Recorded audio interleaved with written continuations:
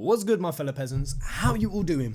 So as the title shows, as this beautiful, gorgeous looking game behind me is showing, this is a Nier review. I've been kicking myself about 3 weeks over doing a review for this game. Should I do it? Should I not?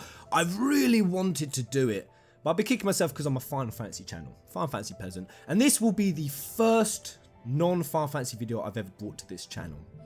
I was kicking myself about it, but I have to do it. So if you're not interested in Nier, this is just a one-off, this isn't a precedence. Give this video a skip if you're not interested, but I have to do this video, and the reason for that is I feel like if I don't review this game, I will be doing a disservice to gaming. Now I know that's pretty strong, and that's pretty full on, but it will be a disservice to gaming. And the reason I say that is because it's been about 3 weeks now, or maybe it's been a month since I finished it. And I kind of don't like to review games fresh out finishing them because, you know, you always feel really hyped off of the back of the ending and the emotional ending and the soundtrack at the end. And, oh, this is the best game I've ever played. And it usually takes about 3 weeks for me to clear from the hype to have an objective view. Or a week. But it's been 3 weeks now, or 4 weeks. God damn, I can't. When the hell did I last finish it? Anyway, my opinion has not changed. When I finished that game, I said in the chat, this is a masterpiece. 10 out of 10, full score. And I don't like giving 10 out of 10s, just like most reviewers don't like giving 10 out of 10s. They hate it. Hate giving 10 out of 10s. I'll get onto that in a minute, but the longer it's been, it's not a case that my view has weakened from it's a 10 out of 10 and this is a masterpiece that I think every JRPG or indeed RPG gamer has to experience. It's that kind of game. It has to be experienced and it has to get as much coverage because Nier Automata is a landmark in gaming, in my opinion. What it has done, what it has brought to the table, I genuinely think, or I hope, that this will set ripples in the gaming community. Now I know some people could be like, whoa, Pez, so full on. I didn't enjoy the game, I found it boring. I mean, we all have our opinion and every game is going to get, it's not going to be for everyone's tastes, but the reason why I think that I look at scores that give Nier Automata 9 out of 10, I think that's kind of the average, a 9 out of 10. And I recently watched a review Level Up, so shout out to him, because his review really inspired me, because as I was listening to his review, and I've been sitting here trying to think about reflecting back on Nier Automata, and a lot of what I was thinking he was expressing. So as I was listening to his review, I was nodding. And more or less, the message he was getting out is that he's seen the scores out of 9 to 10, and he's not happy with it. He doesn't think he deserves it. And I'm not happy with a 9 out of 10, are you crazy? I genuinely believe that this should be a unanimous 10 out of 10. So before I go any further, I'm just going to explain why. Besides the combat was, for me, I'm not classically an action RPG gamer. I'm not emphatic about action RPGs, but with Nier Automata, it was the same as what I found Type 0. A game that I could play for hundreds of hours and never once got bored of the combat system. Never once. Not only do I think it was innovative and fresh, you know, the way it flipped up between 2B, A2, 9S, all the different things you could configure, the different weapons, the different mechanics and moves. And that's the thing, a lot of it gets a 9 out of 10 from what I've seen, is because of 9S's campaign, because you kind of do that hacking and a lot of people get tired of the hacking. And I thought the hacking was fantastic. Even though I'm not that great at it, I mean, you guys saw, I enjoyed the hacking a lot. So the combat system I cannot fault, but Nier Automata is deeper than that. And the reason why I think that this game has not only just raised the bar for RPG and action RPGs, which I genuinely believe it has, I think it has in gaming as a whole. There was a fantastic quote I heard that I couldn't agree with more, that if history forgets this game, then history fucked up, or history screwed up, or history failed. I think it might have been history failed. But and when I read that, I was like, yes. And I can't remember who said it, but I agree. I don't think that the gaming community, I mean, although this has sold really well, it's sold 1 million units. That's some fresh news now. It sold 1 million units, which is fantastic, but it's just not enough. Not enough gamers have played this game. Not enough publications have talked about it for really what this game has achieved. A level of storytelling that puts so many games to shame. And this is where I'm going to start talking about the story. Still non-spoiler. I'm going to keep this part non-spoiler. I might do a bit of spoiler at the end, but I'll let you know well in advance before I say anything spoilerish. The story left me reeling. Absolutely reeling. Even as I was playing it. I mean, you guys saw me on the stream. If anyone saw my stream, I found myself speechless at times. The way this game tackled not even just its narrative, not even just its story, not even just its base premise and plot, but the deep philosophical elements, the questioning of humanity, the defining of what humanity even is. I found myself absolutely gobsmacked. It was looking at fresh angles of humanity that I honestly think would make philosophers proud. And a great example of that is if an artificial life or life form that's trying to figure out humanity was having to, looked at us, looked at what humans once were, and they were trying to define what beauty was, what would they see? Would it be the vapid cosmetics and the skin deep beauty, outfits, the vanity? And I was sat thinking, yes, they probably would. And it exploded my mind. I'm not going to say much more because I realise I'm creeping into spoilers there, but I just have not been able to stop thinking about Nier. And since I've played it, I've gone back, because it's very difficult while you're live streaming and there's 400 people in the chat and there's a lot going on. I've gone back and I've watched scenes that really touched me. And honestly, I found myself in tears. Not even just choking up, I'm just going to say full on tears during many, many scenes. So A2, 9S, 2B, Devol and Popola, 100% them. Their story really touched me, even down to the pods. And that's the thing about it. There was so much in this game so many angles. It tackled so many issues. It did it in very obvious ways at times. It did it in very subtle ways at times.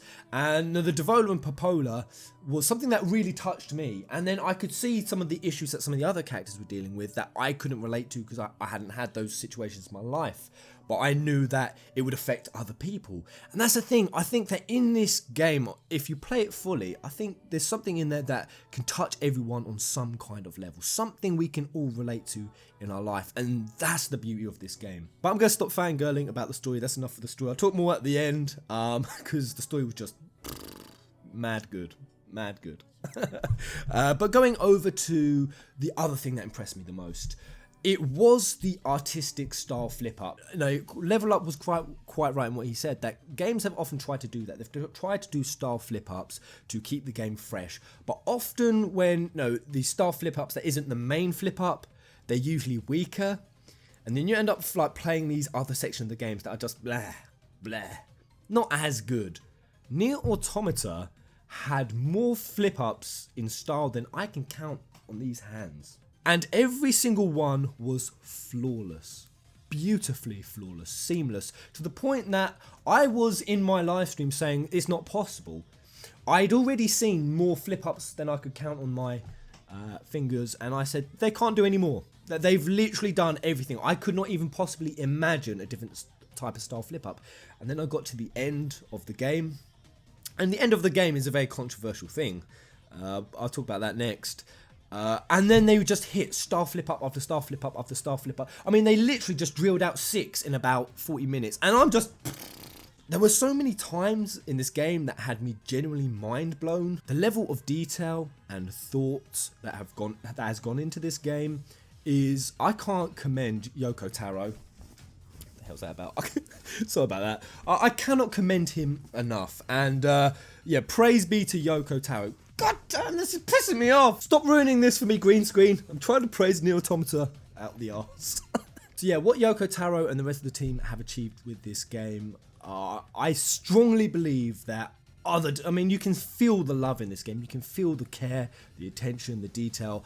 Other gaming developers need to be looking and taking leaves, as many leaves out of this guy's book as possible. And from playing Nier Automata, I can make one solemn vow that I will play every single Yoko Taro game from now on, without a shadow of a doubt. But addressing that, what is the true ending of this game? That's why I clicked on Level Up's video in the first place. The title was perfect.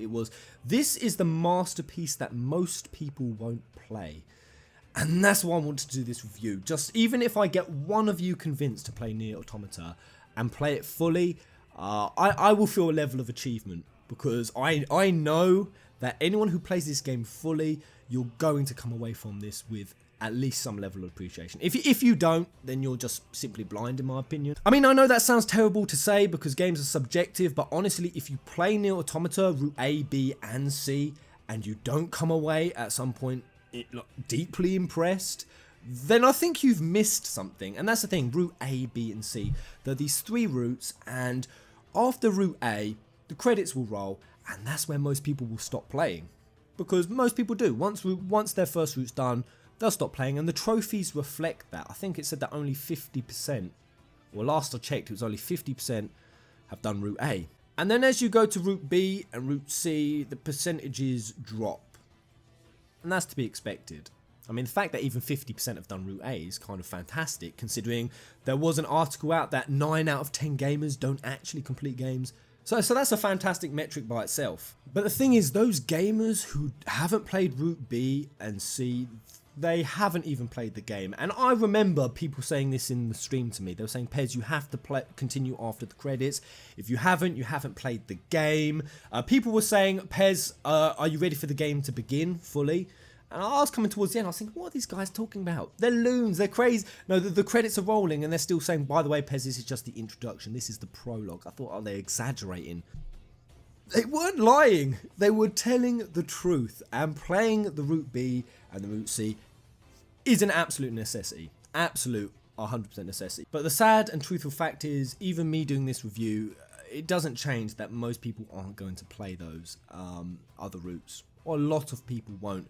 And the fact that, again, like I said, 1 million sales is fantastic. It's really not that much of the gaming base. And that's why when somebody said, or I heard somebody say, that this could easily be the title that doesn't get the praise and the recognition and the accolades it deserves at its time, it could be one of those games that in a couple of years, people will look back on and realise that that was a hidden masterpiece. And this could be the kind of game, and I hope this is true, that other developers look at and they maybe not envy, but use this as a bar, use this as a standard. Because like I said, I think this is set a whole new one. The level designs were innovative, especially in the way they changed the boss fights. Had some of the sweetest mechanics, sweetest engaging mechanics I've played. The game had me laughing, had me crying, had me in frustration. It was difficult. I was going to say, it had the difficulty, and it was a satisfying level of difficulty. I kind of wish that there was maybe like a little mode between medium and hard. I found like I could do medium, and I still wanted a little bit more challenge. But hard just had me flat on my arse. So that's the only thing I'd say about Nier. I wish there was maybe something that bridged between medium and hard. Hard was fucking ridiculous. Hard was insane. I know some of you are going to say it isn't, Pez, get good. But I was honestly challenged by this game. And that's the thing. I came away from this game feeling 100% fulfilled. I want to go back and play it, but I'll talk about that more towards the end. I found the voice acting on point from start to finish. I found the quests fun to do. I think there was only very few fetch quests in there, but when you did them, it would always tie into story. And you'd get story elements from it, or it would tie in, or you'd get fun bits of dialogue. And I wanted to do them, especially with the operators. I'd go to the airship and do the quests. If I wasn't streaming, I would have done this game a full completionist. But when you're streaming, a lot of people are eager to move on to the next story chapter, so I kind of get hurried along. I will be playing Nier Automata again. That is an absolute fact, off stream. Just to enjoy it myself and sort of digest it in the way I like to. Of course I'm going to say it. I'm not going to move on without saying it, but 2B, 2 booty. I mean, the sex appeal in this game, and A2 as well. Yeah, the shameless upskirts. I mean, it was great to look at. It really was. And what I like perhaps even more than Nier Automata is Yoko Taro. I mean, the whole thing about, you know, when people coming out saying, don't you think this is objectifying women a bit? And his response was, no. In fact, what I want you all to do is send me as many panty shots of 2B as possible, and we'll distribute them every week. This is what the beauty of this game is. It is that it had a team that weren't PC. They had their vision, they ran with it, and they would not let anyone steer them from it. And when you do that, you get true brilliance, and that's exactly what was achieved. And that's why a lot of people have asked me, because of course I'm Final Fantasy Peasant, would you like Yoko Taro to do a Final Fantasy? A lot of people said, I love him to do a Final Fantasy. And while everything in me would say yes, a lot of me says no. Final Fantasy, it isn't like this game. This game isn't really, it's kind of niche. It's kind of isolated. A Final Fantasy is a franchise. It's such a big money maker. It has so many eyes on it that Square Enix would do what they did with Tabata. They'd make him come out, make statements, be politically correct, and Yoko Taro wouldn't get away. Just let his genius flow in his own little projects where he's not going to be limited and his creativity isn't going to be limited, because you can tell just listen to the interviews. I mean, before even Nier came out, I remember hearing this guy and thinking, God damn, this is the coolest director I've ever met. And there was something in the back of my head that goes, I bet this game's going to be amazing just from that. And isn't it a coincidence that it is? And like I said, I'm going to give it a straight 10 out of 10. I'm going to quickly address that. 10 out of 10, Pez. Really, you can't find any flaws with this game. Well, I want to address that, because I understand that you can find flaws in the game. So you could find, you could find flaws in there. You could find flaws in perhaps the level designs, in the visuals, in the performance, in the frame rates, etc. And I've heard some complaints about performance. And of course, you can say, all right, well, because there's flaws, it's a 9 out of 10. It's not perfect. There's a flaw. But I kind of think that's not true.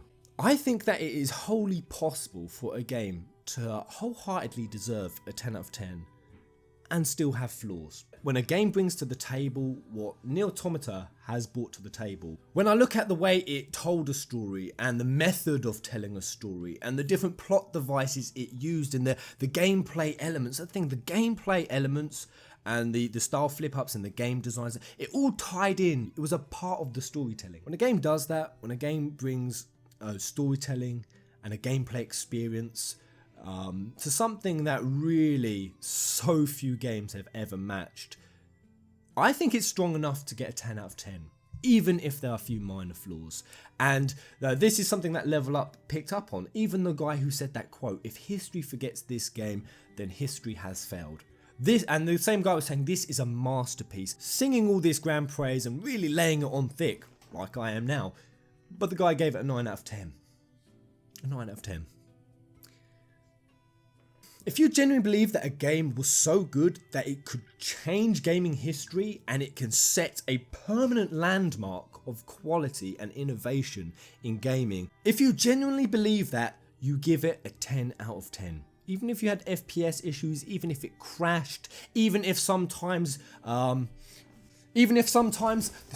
green screen is doing my head in, it will not stay. So even if 2B would fall through this floor sometimes, a game can achieve 10 out of 10 regardless of that. And that's the thing, even those little nitpicky points, all of those were minor. I'll say I never had any issues of the sort, so I'm sure that anyone who had performance issues like I've been hearing about, they had to be very, very minor. I think it's just a combination of, if I've seen anything wrong with this game, it's a 9 out of 10. And a lot of reviewers go, oh well, I can't give it a 10 out of 10. Well, will I have any credibility as a professional reviewer if I give it a 10 out of 10? This game deserves a 10 out of 10. Before I go into the spoiler part, I'm going to say, just rounding out for people who want to leave, if they want to avoid spoilers, I'm the Final Fantasy Peasant. I love Final Fantasy. But I will say this, and this is when you know shit's getting serious. I will say that Nier Automata is better than a great number of Final Fantasies. And that's not a bad reflection on Final Fantasy. I'm a Final Fantasy fanboy. I'm not going to not deny it. What's the point? What's the point at this point, guys? You know it. The veil's come off. The cape, the Phantom of the Opera has been exposed. I am a Final Fantasy fanboy. But I can honestly say Nier Automata is better than a lot of Final Fantasies. In fact, it might be one of the greatest games I've ever played. And like I said, that's not a bad reflection on Final Fantasy. That's just how good Nier Automata is. That's it for that, guys. I'm going to talk about one last thing that I have to talk about. So this is the spoiler bit. So thanks for watching the review. If you don't want spoilers, if you haven't played it, if I've convinced you to go get Nier Automata, please let me know in the comment section, because that would honestly make my day. That would make me feel great that I convince someone to play Nier, and then follow up and let me know. So going on to the spoiler section, And this is going to be just a quick bit because there's just one thing I want to talk about. Besides the Devola and Popola, which like I said was the story of the twins, and it was just text. But this is the thing, even just that story written through text, there was even a Simone story about the robot who would never love her, and that's what I was alluding to earlier about she was trying to figure out what would make her beautiful. But then there was the twins, and I believe that part of the story ties back into the earlier Nier games, which I haven't played. And this is the other true testament to Nier, is I've not played any Drakengard games, I haven't played Nier 1, and yet I've come away with this much passion for it. So, and I feel like I've understood the story. Even though the story is, and there were times I was having to speak in the chat, and a lot of people are like, yeah, this is quite a complex story, because you really do need to use your brain for it, I think, and that's a fantastic element. A lot of people might go convoluted, but in my opinion, it's a strength of the game. When a game makes you think and have to think deeply, that's a pro for me. But what I really want to talk about, 9S, not him. Even though 9S's story was fantastic. Honestly, I didn't think I'd like 9S when I first saw him, but after what he went through, and by the end of it, I was just like, I kind of felt like how I felt with Zack Fair. I was like, Jesus Christ, this guy's gone through so much. He's an absolute hero. I mean, I can't believe I'm going to say that 9S might be my favourite character from it. I'm going to say that. 2B and A2 love those just as much. Even the operators 210 and 60, they were fantastic as well. Just really liked the dynamics, the fact that they put 60, the sort of fun, quirky one with 2B, and then they give 210 to 9S. It was just, but the thing I really want to talk about, it's none of those, it's nothing to do with those characters, it's actually the credits. And the credits for me, and what happened at the end was the cherry on the top. So it was the part where we fight the cutscenes, the credits, sorry, and we got to shoot them. And then there were these ships that came on and they started helping me. And I was kind of getting it, like, okay, these other players are coming, and they were helping me, and I was like, yes, thank you, help. He sacrificed himself for me. I didn't realise that that's exactly what was happening. I was kind of saying it as a joke, and then that ending, it was a bombshell to me that still leaves me reeling, because what they did at the ending of that was something that I could not imagine anything in gaming achieving. It actually made us the hero. We had a choice to be the hero. We'd gone through this entire campaign of this story about selflessness and humanity and helping others and what is humanity and the meaning of it. That's why I just want to talk about the pods, even when the little pods were meeting up and talking, and they started getting feelings for their androids. God, that was so deep. But when it left the decision on you at the end to delete your save file, so that you would go off and help someone else be able to do the ending of their game. And then I said yes. It said, are you sure? Yes. Your save file will be deleted. Yes, yes. It could be someone you won't like. Yes. You'll never know. Yes. Boom. And then the save file just deleted in front of you. And my save file is still gone today. And I've said to my friends about that ending, and they're like, what the hell, why did you delete your save file? So you can't go back and play the levels you want to play.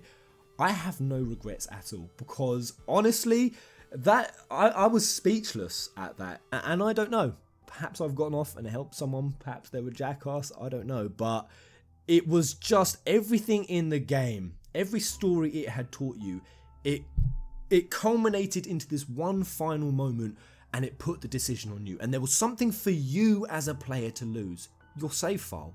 Saying that you had, and like they said, they even highlighted it. You've been through this for countless hours. You've had countless deaths. You'll lose all of these things you collected. There was actually something for us to lose. Honestly, that part, just even there, made it one of the best endings to a game I've ever had. Because it was so profound. It was so striking. And it really resonated with me, so I don't know. Did anyone else find the ending of the credits? I'd really like to know in the comment section, because honestly, that part for me is what I think put the game to a whole new level. On top of all the other factors I said, and that's all I got. That's all I got. And unquestionable, unwavering, I have no doubt in my mind that this is a 10 out of 10 game for me. It might actually be one of the best games I've ever played. And like I said, that's not coming off fresh off the hype train. I've been thinking this for weeks now, and I really don't think it's a change, so I can't commend the team anymore for Nier Automata. I recommend anyone, even buy a PS4, even if you don't have a PS4. I mean, Is Nier on PC? I actually have no idea. I think it's just PS4 and Xbox, or PS4 exclusive. I have no idea, but if you haven't got the equipment to go play Nier, buy it. Because honestly, I wasn't even going to buy this game. I didn't even know Nier. I had no connection to it. A lot of people just pandered me into, no, yeah, Pez, play it, it's really good, really good. People convinced me enough. I could honestly have missed this game. So for all the people who are subscribed to me who convinced me enough that Nier was worth it, a wholehearted thank you. This was more than just a game that was fun and that I played. I had fun while I played it. This is a game that's actually resonated with me after, and it's got me thinking. It's had me thinking for a long time, and most of that comes from, like I was saying, it was the aspect of androids and robots and machines trying in their own way to interpret humanity or create it from the ground up, and it was such a raw way of looking at humanity. You know, because a lot of things, games that tackle humanity, it does it from the angles of the humans, but the way it came at it from the angles of the robots, and they're trying to learn it from the ground up, it was absolutely stripping humanity and what it means to be human and a person. It stripped it to the very bare bones and tackled every angle of it in a way that, honestly, if I read a book on philosophy, or even I tried to, if I got stoned with some mates and we have our philosophy, I would never actually look at it in the angles that Nier has made me look at it. So there it is, guys. That's my review. I know it might seem very full on, but I just can't recommend this game highly enough. And I know I'm going to come away, watch this review back, and I know that there's going to be so many things I haven't articulated well, or I've missed, that I wanted to say about this game, because everything down from the, oh god, I haven't even talked about the fucking soundtrack. Oh my god, I was literally just about to sign out before even talking about the soundtrack. Oh, that would have been catastrophic. That's the other angle of this game. The soundtrack for Nier, before I even played the game, I listened to a couple of tracks and I was hooked on it, and then playing it through the game, from Adam and Eve's theme, to the Song of the Ancients, to the made-up language. Oh god, the made-up language. I know that comes from Nier 1, so I don't know if we give Nier Automata credit for it. But the OST soundtrack for Nier, one of the best gaming soundtracks I've ever heard. Flat. Mic drop. I have an ear for the music, that's why I love Final Fantasy. Everything about Nier was on the level of Final Fantasy, and like I said, in some cases, above. I've played so many Final Fantasy games, and I honestly thought, because I'm so invested in the franchise, and I sort of do all the hype build up to the game, I research the characters, I research the lore of the world. I didn't do any research for Nier, and I've always thought that because I don't give other franchises that much love and care and attention, I didn't think anything would come along that could rival it, and it's 100% achieved that. So I'm done shining sunshine up this game's arse to be. As always, let me know what you think in the comment section below. Yep, I'm definitely regretting deleting my save file now. Until the next video.